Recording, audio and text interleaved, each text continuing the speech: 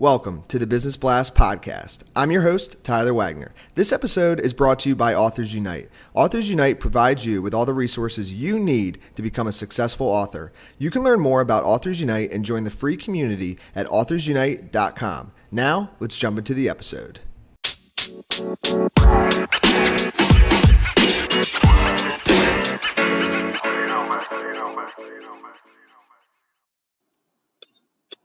All right, everyone. Welcome back to another episode of the Business Blast podcast. I'm your host, Tyler Wagner. Today I have Dana Milson with us. She is the author of Flames. So welcome to the show, Dana.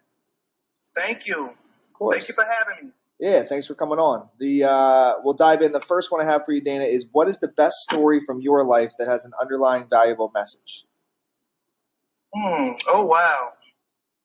I think losing everything and starting over gave me a new perspective on life. Experiencing homelessness was a whole other level of humility. And what is the most valuable piece of information we should know that's within your expertise or industry?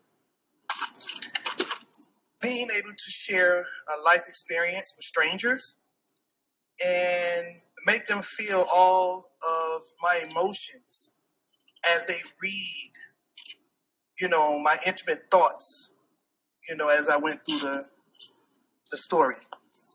And what's your best piece of overall business advice, so not necessarily industry specific?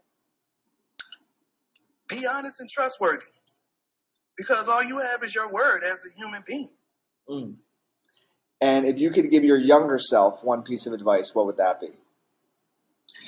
Never be afraid to take chances, or you'll say, I wish I would have done that sooner. And in your opinion, what is the key to happiness?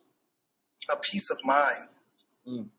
And what is the best book that you've read, and what was the number one thing you learned from that?